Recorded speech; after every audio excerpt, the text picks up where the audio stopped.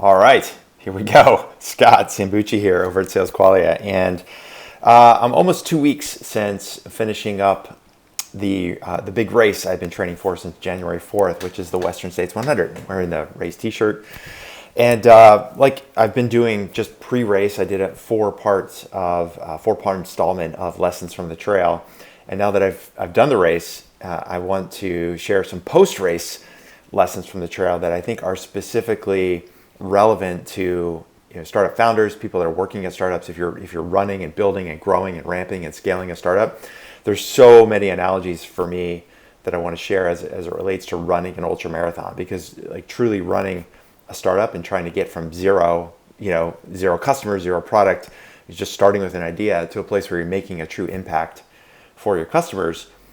It's feels like a sprint all the time. You're always sprinting from one phase to the next, but really it is an ultra marathon because that journey is long and arduous and ups and downs and lots of obstacles along the way. So here what I'm going to do is just go ahead and kick off. I've got over the last couple of weeks I've been jotting down lots of ideas, sketching them out, and I've really kind of condensed these into 10 specific lessons that I want to share with you, lessons from the trail, startup lessons from the trail.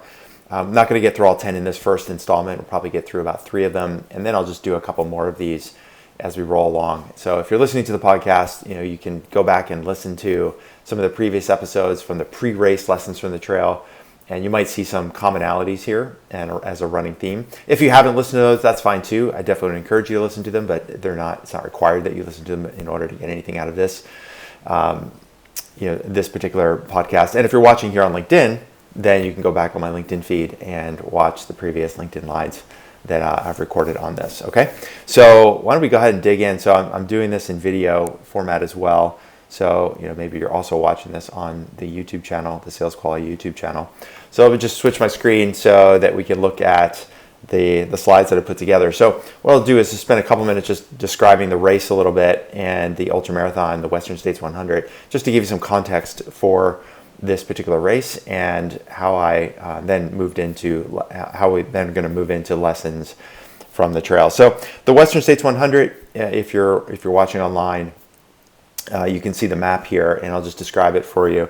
That it starts in Squaw Valley, up in Lake Tahoe. So Squaw Village, Olympic Valley, as it's now more frequently known, starts at Olympic Valley up in the Sierra Nevadas, and then works its way down through ups and downs through the mountains, down to a place called Auburn, California, which if you're in the Bay Area and you've driven from San Francisco, along I-80 out towards Reno up to Lake Tahoe, you know that Auburn is about kind of almost a little bit past the midway point. It's about 30 miles outside of Sacramento, California. It's in the foothills. It's an elevation of about 1,000 or 2,000 feet. So the course itself, as you can see, this elevation profile, it starts over here. Let me see if I can grab my iPad pencil. So we're reading here from left to right. And again, if you're just listening in, what I'm doing is circling the starting point, which is about 6,000 feet. And the very first thing you do in this race is you climb up 2,500 feet over the top of the peak of Squaw Valley up to a place called Watson Monument. And then as you can see, the race goes down, and then there's ups and downs and ups and downs. Lots of climbing involved. There's about 18,000 feet of total ascent throughout the course of the race, and then almost 23,000 feet of descent. So it's a net downhill with lots of uphill, lots of bumps along the way. And one of the big things about this race was that this is, frankly, could very well be a once-in-a-lifetime opportunity. This race is considered one of the most prestigious, if not the most prestigious, ultramarathon. It may not be the toughest one, for sure. There's much more difficult ultramarathons out there on the global circuit. However, this is the oldest 100-mile race, and it's oftentimes the one that most people that are doing ultramarathons, they have this on their bucket list. And so, the difficult part about getting in this race is that this past year, going in for the 2020 race, which was canceled, now the 2021 entrance, there were over 7,000 people that wanted to get one of 300 plus spots in this race. So there's a lottery system that's based on how many races you've done and for how long you've been in the lottery. So it's very, very difficult to get in.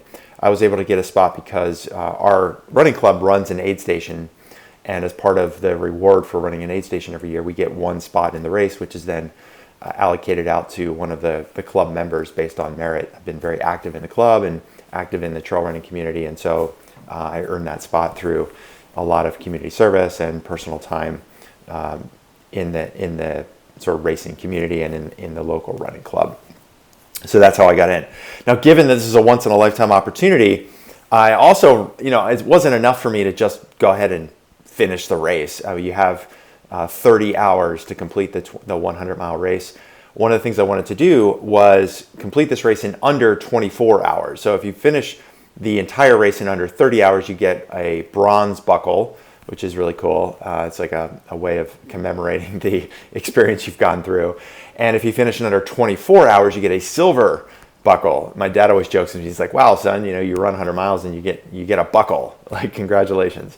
It's really just a symbol of the hard work that goes into running these races. And so one of the things I decided is that, given my experience in ultramarathons and the fact that I know the trail pretty well, I really wanted to gun for this 24-hour time period, this sub 24 time. And so what you're looking at on my screen here, and for those listening in, what I did is I wrote on a piece of paper 23, 59, 59. 23, 59, 59. And I put that on my bathroom wall. So every morning when I walk into my bathroom to shave and get ready for the day, I look at this number. Every time I'm walking into that bathroom, it's there in front of me. And it's a reminder to me, like, am I doing something every day to hit this target of 23, 59, 59 or better?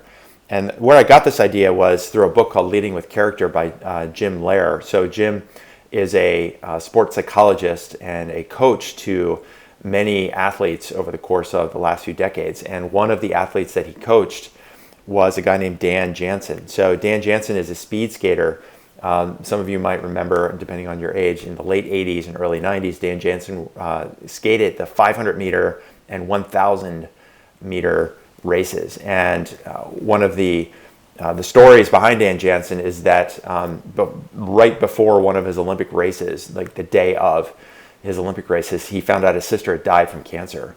And in that race, he was the presumptive gold medalist, and he was supposed to go out and win this race and win the gold medal. But now he's dealing with this traumatic event in his life, and unfortunately, in that race, he ended up falling on the ice and didn't finish the race, and so he had to wait another 4 years. And he started working with Jim Loehr, and one of the things that Jim told him to do in his morning journal every day is he said to you, "I want in your training logs for the remainder of your time, I want you to write 35.99, and I want you to start believing that will be possible for Dan Jansen before the end of your career."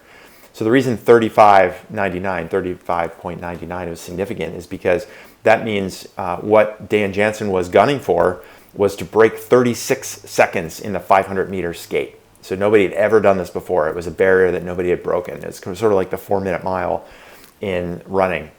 And so every day in his morning journal, Dan would write down 35.99, 35.99. And so as I read this book, and I've gone through the workbook related to the book Leading with Character, I got this idea. And so I wrote the 23, 59, 59 on that sheet of paper and put it on my bathroom wall, my mirror.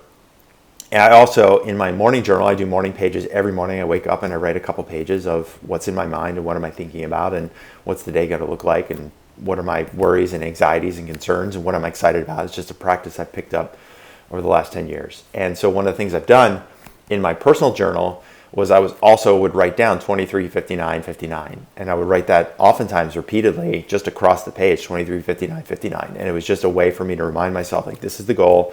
This is what I want to do. And it's a way to really, for me and my psyche, as I'm setting up the day, to think, okay, what am I doing today? What is one thing more that I can do today that's going to help me get closer to that big, hairy, audacious goal of 23, 59, 59. And I'll talk more about the historical success rate of runners in the race. There's typically between 300 and 400 runners in this race, and there's certain percentages of those runners that tend to finish under 24 hours. And so for me, given my history in ultra running, it was going to be a stretch. I knew it was going to be a stretch. I've run 100-mile races in the past. Never have I finished under 24 hours, and all 3 of those races would be considerably easier than the Western States 100. Less climbing, and certainly terrain that a better ultra runner would have certainly finished in under 24 hours. So even though I've been very experienced in ultra running, I've never been that fast. I've never been fast enough to break 24 hours. So here I decided I was going to break 24 hours, at least go for this sub 24 hours in this very difficult race. Not the most difficult race out there by any stretch, but certainly very difficult with 18,000 feet of climbing and working through some altitude in the early 30 miles of the race. So that was that big, hairy, audacious goal for myself. And so this leads into some of the lessons from the trail. And before I do that, this one quote that I've repeated many times on the podcast or LinkedIn Lives. I mentioned this in some of my posts here, whereas the struggle is guaranteed, success is not. The struggle is guaranteed, success is not. I first heard this from Tom Bilyeu, who was the founder of Quest Nutrition. So if you've ever eaten a Quest bar, in fact, I have a cookie wrapper. I just ate one this morning. Big fan of the products. It's just a low carb, high protein option that replaces some of the other nutrition bars. And so he founded this company and then sold it for a lot of money. And so he struggled with this company for a long time. And now as a podcaster and a speaker, one of the things he often will talk about is that when you set these lofty goals for yourself, it's guaranteed that you are going to struggle. It's guaranteed it's going to be hard. And just because you struggle and just because you do the work it never means that you're going to get the success that you want. And so this, comes down to a lot of something I've talked about in the past. The journey is the joy. You need to really love the process, because the process, just because you go through it, doesn't mean that you're going to be successful. Now, there are things you can do to help stack the odds in your favor as much as possible, which I'll talk about with some of the lessons, the early lessons here, the first couple that I want to go through. But this is something that I've always remembered, and this is always part of my training, was that I needed to do the work, I needed to put in the effort, and even if I did those things, it did not mean that I was going to break this barrier. And I wasn't even for sure that I could even finish the race in under 30 hours, let alone in under 24. There's hundreds of things that can go wrong in a race, which again we'll talk about more later on over the next couple of installments, that can certainly prevent any runner from finishing. There's injury, there's the weather that day, whether it's lots of snowpack on the trail or the opposite, which lots of heat, which is something we had that day. There's stomach issues that people get when you can't, your body can't digest food and you're trying to keep calories down that you need to keep in order to keep yourself moving. I mean, those are kinds of issues that can happen. There's a whole host of things that can happen in a race like this that can prevent somebody from finishing even though they cross the starting line. And even throughout training, as I found myself last year when I was training for a fastest known time attempt, just in training, I injured my ankle pretty badly, which ended up impacting my ability to finish this FKT I was attempting. So, there's all kinds of things that are going to happen when you're putting yourself out there. The struggle is guaranteed and success is not. So that was really a foundation for the way I was thinking about all of the work that was going into this race and hitting this big, hairy, audacious goal of a sub 24 time. So let's talk about some of the lessons. So the very first lesson for me, lesson from the trail, is when you're going to be tackling something big, and you can start to think about yourself, and if you haven't already, as a startup founder, thinking about what it's going to take to reach the impact, to make the impact that you want to make in your market for your customers with your company. One of the first lessons for me has always been to find experts. Like, we cannot go along on this journey on our own.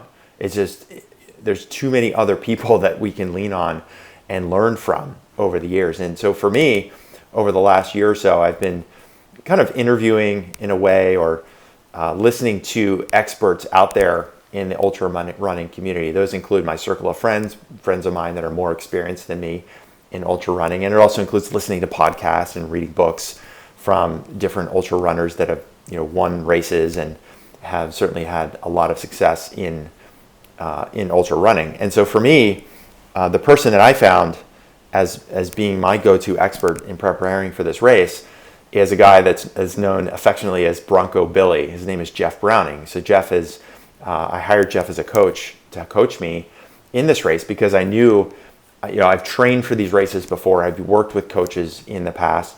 I've never worked with a specific ultra marathon coach. I've worked with CrossFit training coaches. I've worked with endurance racing coaches when I was doing Ironmans, but I've never worked with a running coach and specifically an ultra marathon coach. And so I've listened to Jeff on some podcast interviews that he's done over the years, and I just really appreciated his approach to all aspects of how to prepare for ultra running, everything from diet and nutrition. He follows a low carb, high fat, ketogenic approach, paleo approach to diet. His training methodologies, lots of high intensity along with just hitting the trail for some miles. Doing some strength training is something that I've always prescribed to. So there's a lot of affinity. He's also 49 years old, so I'm 47. He's got kids at home, so he's balancing a lot of the things that I'm balancing. So just listening to him and reading about him and his approach, just I could feel like, okay, this person seems like the kind of person that would be a great expert for me to work on. Not only that, if you look at some of his history in the sport, and I'm showing his essentially his resume, everything from a 4-time top 10 finisher in this race at Western States, 4 straight years from 2016 to 2019. He's also won the Hard Rock 100 in 2018, which may possibly be the toughest ultramarathon. So in 2018, he ran the Western States 100, came in the top 10, and then 3 weeks later, he won the Hard Rock 100. In previous years, in 2016, he ran the Western States 100, came in first, then ran the Hard Rock 100, and he set what's called the double record, which is the fastest combined time in both of those races, because the turnaround of doing two of these monster races in less than 3 weeks is really incredible. So he's just got a huge resume. So he's very experienced. He's also done races that I've done, obviously much faster than me. He's done the Zion 100 a couple times, and he's won it twice. I've done that race. He's won the Tarawera 100 in 2019. I did that race in 2020. So there's just a lot of overlap. And obviously he's very well experienced. And not only is he a great runner, but as a coach, he's coaching people like me every single day. And so he's got his endurance coaching program, and he works with close to 100 athletes, some of which are people who have won major events. A guy named Michael McKnight, who's won the Tahoe 200 race, a race that I've done. Michael McKnight is also a person who recently ran a 100-mile course without food. He did the 100 miles without any calories. He just drank water, had sodium, and he had trained his body to be fat adapted, so he could use the fat in his body as a way to fuel that run. And so Jeff's his coach. Jeff also coaches other pro athletes like himself. So he's just not only a great athlete himself, but he's been able to transfer the knowledge that he's accrued on his own to be able to coach people like me every single day. And so finding that as an expert allowed me to really push myself in training. He really pushed me in ways I never thought were possible. And in fact, one of the weeks in training that we put together, I ended up running 95.7 miles in a single week, which is more than almost double what I would consider a long week for me. In my past training, doing 40 or 50 miles in a week felt like a lot of miles to me because of the way I was training. He was able to help me gradually move up to doing almost 100 miles of training in a given week. And that was a week of 95.7 miles after doing 4 of the previous 5 weeks, I'd done over 60 miles a week. So like finding this expert and really helping me to identify what's possible, like putting together a training program, working with him on a weekly basis to figure out like, how am I feeling? How's my body responding? What are my times? Am I trending up in some of the same courses that I'm doing, some of the same runs every single week? Am I getting in enough elevation gain every single week? So all of these things, when you find that expert, could really help you to achieve the kind of goals that you want to get. And again, there's no guarantee that just because I hired Jeff and did what he said, that he never guaranteed he's going to help me break 24 hours. Is all designed to help me get as close as possible, to remove variables, to stack the odds. And so for you and your startup, when you think about finding experts, I think one of the greatest things about being an entrepreneur is that many times we are self-reliant. and we say to ourselves like, hey, I can do this. We see opportunity and we're willing to put ourselves forward and take advantage of that opportunity. It's oftentimes feels like a solo journey. And what's really critical is that we leverage the expertise of other people around you. And that expertise might be investors that you've worked with. They might be people that you can find like me in the sales world and say, hey, this person has gone through this journey a couple of times, taking early stage startups into growth stage and helping them ramp up sales. What can I learn from this person? What are some things that I might not even be thinking about? What are the unknown unknowns on the sales side of things? And the same goes across all parts of the business. It could be around finance. It could be around product development. It could be around hiring and recruiting and finding engineers and managing those engineers. Like, there's all different parts of your business. It's impossible for you as a startup founder to be an expert in all areas of running your business. Everything from capital raising to building product to selling product to managing team. There's like no one person is ever going to be an expert in those things. So one of the things you need to be able to do is really drop the mask and tell yourself like, look, I'm going to suck it up here and not feel like I've got to know everything and figure things out on my own. There are experts out here who can help me, and let's find those mentors, let's find those coaches, let's find those expertise that can help me, because those are the people that are going to help me achieve and get at least, they can never guarantee that I'm going to hit the outcome that I want to hit, but they can certainly help me remove variables. They can help me prepare. They can help me plan. They can help me do and get closer to that goal than I would have gotten on my own. So that's like the number one lesson for me throughout my racing career. And even in my professional career, I've worked with experts, both business coaches in a couple of different parts of my life. And certainly with SalesQualia, I've worked with and still work with business coaches to help me make sure that I'm becoming the best leader I can be and building the best company that's possible. And also in my racing life, I've had endurance coaches as part of my racing life when I was doing Ironman triathlons. I've had them when I was doing other races. And again, as I mentioned, this is the first time I've hired and worked with an ultramarathon coach. And in all of those cases, when I found those coaches, they all helped me achieve things that I would not have been able to do on my own. So number one lesson for me, lesson from the trail, is go and find experts. Go and find experts. So just taking a little drink of water. All right, so let's talk about lesson number 2. So I set this big goal, 23, 59, 59, the big hairy, the BHAG as it's known. And that's important. Like, you got to set the vision. You got to set the goal. You got to say, like, this is the thing I'm gunning for. That's important. The second thing you've got to do, though, is you got to do the work, right? Just saying, oh, I want to have this outcome. I want to be the market leader in this particular industry for this kind of product. It's a wonderful, vision. It's a wonderful mission to have. But you gotta, once you've set that vision, you gotta figure out how do you fill the gap from where you are to where you want to go. And the way you do that is to do the work. You've got to be willing to do the work. And I'll talk more about that, specifically as it relates to startups and sales in just a couple of minutes. For me, as I was preparing for this race, I've often used January 4th as kind of the beginning of my training for this particular race. It's really a race that I've been preparing for the last almost 7 years since I decided I wanted to get into this race and do this race. But really, specifically for this race, the training began for me on January 4th. And when I talk about doing the work every single day, I've done other videos and I've done other podcasts about getting up early at 4 a.m. and going out on the trail on a Wednesday morning. I've talked about, in one case where I did 5 workouts in 50 hours, just 2 a day workouts for a couple of days in order to get myself, to that next level. And when we talk about do the work, there's lots of different ways that you can do the work. And this is a part of where a good coach comes in. One of the things that Jeff had all of his athletes do in March is what he called the March Madness Giddyup Strength Challenge. So as just, running is of course part of the training, nutrition is part of the training, mobility is part of the training, so is strength. And so one of the things he did in March is he said, look, I want all of you all of my athletes, I want you to do this March Madness every day. It's at least 20 minutes of strength and conditioning. And so he put together a regimen of core body work, abs and your core, as well as legs and glutes, to get your legs stronger, to get your core stronger. So it included things like crunches and sit-ups and oblique presses and wall sits and calf raises and planks and step back lunges and all these, basically all body weight movements. There were no weights involved, no barbells, no dumbbells involved. It was all body weight stuff. And he basically gave us this checklist. He said, every day I want you to do these things.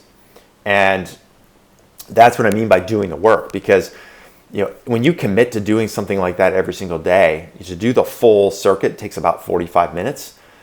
He said you could substitute a 45-minute doing the full circuit with at least 20 minutes of other strength work. But the idea is like committing to do it every single day. And in that commitment of every single day is really about making the time. And in some of those cases in March, March is a really busy month. Lots of months are busy when you're running a business. But for me specifically, when I'm running my business, March is a really busy month for us. And we got companies that are coming out of Q1. They're starting to close some funding. They're thinking about the rest of the year. They're oftentimes have early in the year board meetings, and the board has decided, like, look, you got to get some help with sales. You got to figure out how to get some more repeatability. And so March just tends to be a really busy month for us. And so when it comes down to doing the work, oftentimes that meant like between Zoom meetings, I'm doing planks on my office floor. I'm doing crunches. I'm doing 4 or 5 exercises in the 5 minutes or 10 minutes I have between meetings right there on my office floor. It just means doing the work. It would mean sometimes getting up really early in the morning, doing a run early in the morning, and then in the afternoon, oftentimes when I might least feel like, after being drained from the day and sitting on Zoom with Zoom fatigue and managing my son from home and his school, and my wife and I balancing her work and my work, sometimes it's 4:30 in the afternoon. The last thing you feel like doing is hitting the garage for 30 or 40 minutes to do, air squats and planks and wall sits, right? But doing the work means like, hey, I'm committed to doing this. And doing the work means you're going to do that kind of work every single day.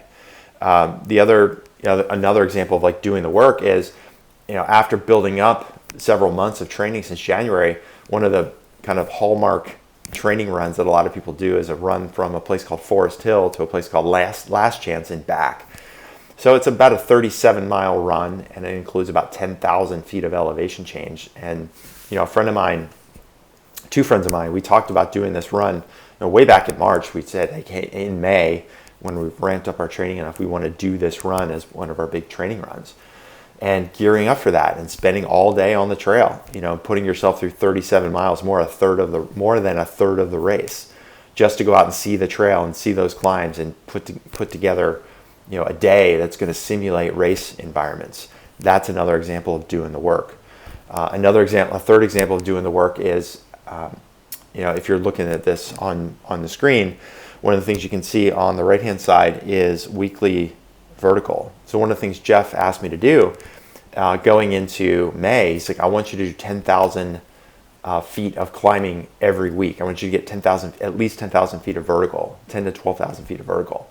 And so I started tracking that. And as you can see here, for 4 out of 5 weeks, I hit 11,000, 11,700, 12,700. Eventually took a short break and in my training in order to kind of recover. Then the following week coming back and hitting 11,500 feet, and then scaling back a little bit. And then the next week after that was, which you can't see here, was actually 13,000. So again, like doing the work. It sucks. You got to go out and you're just, doing climbs. That's what we mean by doing the work.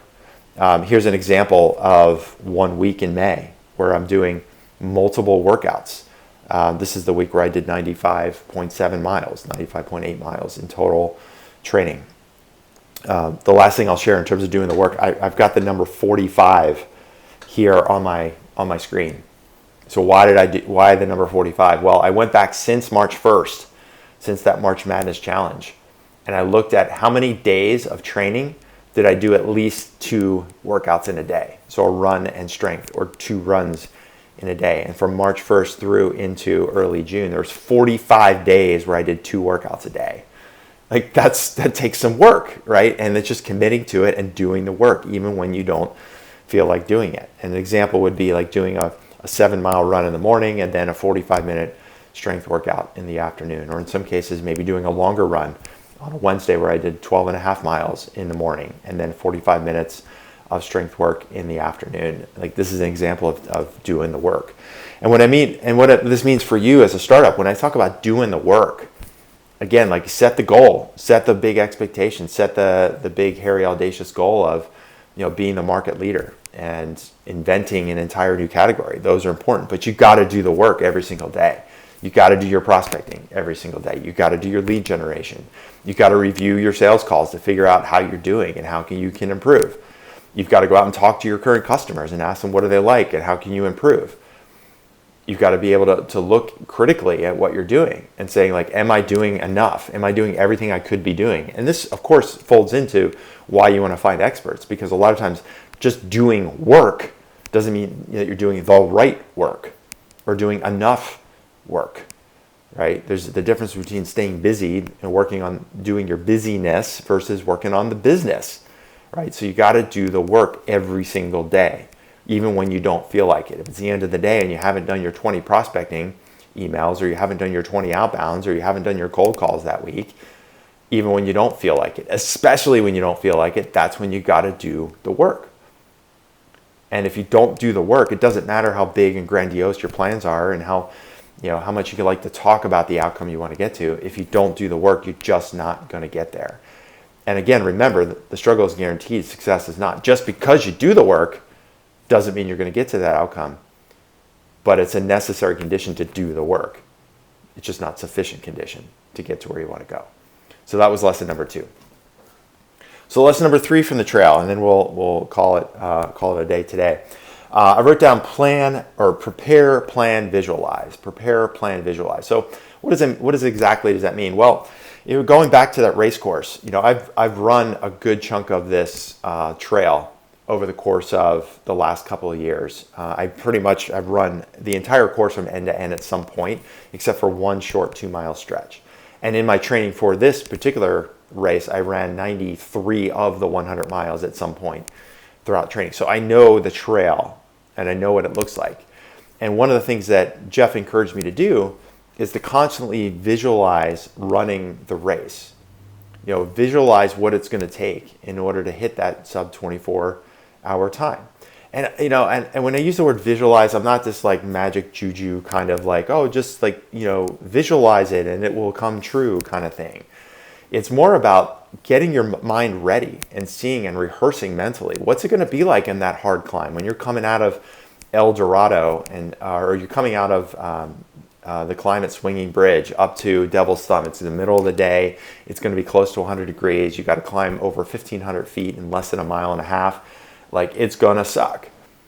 But visualizing that and knowing what that's going to feel like ahead of time, visualizing which parts of the trail might seem like they're runnable but actually really aren't because they're really rocky or really steep, and being prepared to slow down. In the areas where you can speed up, what's it going to feel like when you need to push a little bit? So visualizing that is one of the things I did almost every night, especially the last 2 months leading up to the race, is I'd go to bed at night and I would just imagine myself running these different sections of the trail. And what was that going to be like? What were my times going to be? What was my pace going to be? What was I going to feel like? Because you've got to, every day you've got to feel what it's going to be like to do the work and execute on the plan that you're going to build. And so when you look at this, this race course, the ups and downs, there's going to be parts that are fast and parts that are slow. And one of the things I did in order to plan and prepare is, because I've done so many parts of the trail in training, I know roughly what my pace is going to be in each of those sections. And so what you see on your screen here, and I'll describe it for people listening in, this is a pace, what I call a pace card. So on the left-hand side, these are all the different aid stations, and these are the times by which I'm planning to hit those different checkpoints in the race. And those are based on my training. So again, when you've done the work and you know what it's going to take and how fast or how slow each of those sections are going to take, that gives you the data to visualize and know exactly how long should it take you to get from Lion Ridge to Red Star Ridge, or how fast can you go on that downhill from Robinson down to Swinging Bridge, or how slow is it going to be when you're climbing through the canyons at Devil's Thumb and El Dorado and trying to get up to Forest Hill for the last 38 miles. They all work together, because if you haven't done the work, it's going to be hard for you to know what the race plan is going to look like. And the third thing that I did as part of my preparation is I put together a pacing and race manual. So here on my screen is just a couple screenshots from that. And that includes all of my nutrition and hydration. I wrote down, I didn't just say to myself, like, oh yeah, I'm going to drink some Tailwind and make sure I take salt and drink a lot of water. I sat down and I bullet pointed it out. This is exactly how, when I get to every aid station, I'm going to drink a half a liter of water and pop a salt pill. This is how many calories I'm going to need between each station. This is how I'm going to carry the bottles in my front loading on my backpack and have extras in my backpack in the back. For my pacers, which I'll talk about in another installment, how to pace me, like what to expect, how to stay positive with me. I'm a kind of person that responds well to positive encouragement, and I'm not the kind of person that needs a drill sergeant out there. Explaining to my pacers, like, hey, I have a tendency to do what's called Superman, which means you kick a rock and you end up falling over. And this is why I have a brace on my wrist right now.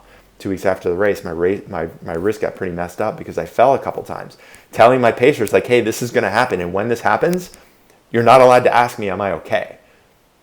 My job as a runner is to get up, dust off, make sure I'm okay myself, and then keep moving. So again, like planning and preparing for every possible detail in the race is critical. And it's the same when you think about your startup, when you think about growing your sales, and you talk about preparation and planning, like going into every product demo. Did you really prepare? Did you rehearse for that demo? Did you collect all the needs from the key buyers that are going to be in this meeting to make sure that your demo is about their problem and not the product? Are you doing the right account planning? Have you gone through LinkedIn? Have you gone through the org chart? Have you read through the annual reports? Have you read through the press releases? Are you really clear about the director level objectives that your customers, your target customers, want to get to? Are you prepared? Have you planned? Have you visualized how that demo is going to go? Or have you talked through what happens when you're going to get the objections that you know you're going to get? Not just, and I talked about this in some of the pre-race lessons from the trail, not just like, oh, if they ask us about integrations, I'll just tell them about our API docs. Like, no, that's not enough. You got to sit down and script it out and make sure that they're clear about what is an API, what are SDKs. Do your customers really know what those mean? Walk them through. Walk yourself through how you're going to answer every single question and objection. Going into every meeting, what are the outcomes that you want? What are the next steps going to be? What are the open loops and the next steps coming out of every sales meeting? Have you sat down and planned that and prepared that and visualized that? Because you haven't done that for the sales call, the chances are it's not going to go the way you want it to go. And the same with interviewing and recruiting. Are you prepared? You're going to go out and hire that VP of sales, and you're working with a recruiter, and the recruiter put this person in front of you that you think could be a good fit. Have you planned for that? Have you prepared for that? Are you willing to put in the time and the effort to make the most out of that interview, to really recruit that person, and also make sure you're asking the right questions to that person to make sure that they're a good fit for you? So planning and preparing and visualizing is all part of that sales process. It's all part of that company building process. And if you don't make the time to do these things, if you don't sketch out every single detail that you can think of, if you haven't really visualized, like, what's it going to take for me to get to these different checkpoints by when? What's that course going to be like for us? What's this next section of the journey going to be over the next 6 months, the next 9 months, the next 12 months to get us from $1 million in sales to $3 million in sales? Or to get us from 100K in sales to the first million? What's it going to take for us to get there? Have I planned? Have I prepared? Have I visualized what that's going to be like? And then have I communicated that with the team around me? And so these first 3 lessons, finding experts, doing the work, and then planning, prepare, and visualize, you can start to see how they all come together. Because the experts are going to help you figure out what is the right work. And then when you do the right work, that's going to help you plan and prepare and visualize for those sales calls on how you're going to do your outbound strategy to get more leads, to think through customer success and implementation with all of your customers and all of your prospects. That's helping them visualize a view of the future, what it's going to be like, and how you're going to help them get successful and reach the objectives they want to get, and the objectives that you're promising them as part of your sales. So these first 3 I kind of like to group together as the first 3 lessons from the trail. So I think that's a pretty good stopping point for now. I'll probably do 2 or 3 more of these, part 2, part 3 in these post-race. But as you can see, if you've listened to some other podcasts, you'll see some similarities in the themes. And, this whole idea of, like, you're running your ultramarathon. When you're running your business, you're running your startup, you're growing your startup, you are running an ultramarathon. and there's going to be ups and downs. There's going to be peaks and valleys, and you've got to be prepared to go fast when it's time to go fast. You got to be prepared to go slow when you hit those big climbs or you hit those dips. Just know that's all part of the journey. No ultramarathon that's worth doing is going to be an easy course. The reason that I wanted to do this race is because it is hard, because it is prestigious, because it's one of those things that, as you're doing ultramarathons, you want to just do any 100-mile race. You want to do the hard ones. You want to do the ones that are the big challenges. And for me, this is a big challenge, and there's going to be ups and downs and ebbs and flows. And by finding experts and doing the work and planning and preparing and visualizing, that's one of the things that helped me to get closer to that goal that I wanted to hit of a sub 24 time, not just finishing the race, but doing it in under 24 hours. So in part 2 and 3, we'll talk more about the specific race itself. Now that we've gotten me, talked about all the planning and preparation and training that's going into hitting the starting line. That in itself is a big goal, because there's 100 things that could happen that would prevent you from getting to the starting line itself, let alone running the race successfully and hitting that finish line down the road. So listen, if you've gotten this far, if you're watching this on LinkedIn Live or you're listening to the podcast and you want to get some help with some of this with your startup, maybe you just need to you feel like you're at a place where you need to get some expertise. You need to figure out what the unknown unknowns are, or what the known unknowns are, or the unknown knowns, however you want to think about it. But you just don't know how to actually build the process that's going to take that and help you make that big leap, or help you take that next step in your journey. Maybe you just need help with planning and preparing and figure out what does that next section of your journey look like in your startup. So if any of this is resonating with you and you want to get some help and you just want to get somebody, a second set of eyes on your plan, on your ultra marathon, then chances are, either I or somebody on my team can help. So one of the things that we do every single day at SalesQualia is help early stage, growth stage companies to ramp up and scale up their sales process. So if you want us to have a look at your situation, brainstorm some ideas, help you figure out if or how we can help you out, then all you got to do, if you're watching this on LinkedIn, you can just comment below and type the word journey, and I will reach out to you and make sure we get some time on the calendar. You can also DM me here on LinkedIn, send a message, or you can shoot me an email, scott@SalesQualia, sales, QUALIA.com, SalesQualia.com. You can just type the word private or even the word journey into the email. That just lets me know that you've listened to this particular episode and you want to get some help with your journey, your ultramarathon as you're ramping up and scaling up. And again, we'll get some time on the calendar and figure out if or how we can help you out. Look at your situation, brainstorm some ideas, and then put together a plan, and then decide if it's a good fit for us both. All right, that's it for now. Thanks so much for tuning in, listening in. Really appreciate it. Looking forward to the next couple of installments and these post-race startup lessons from the trail. And in the meantime, this is Scott Sambucci signing off. I'll see ya.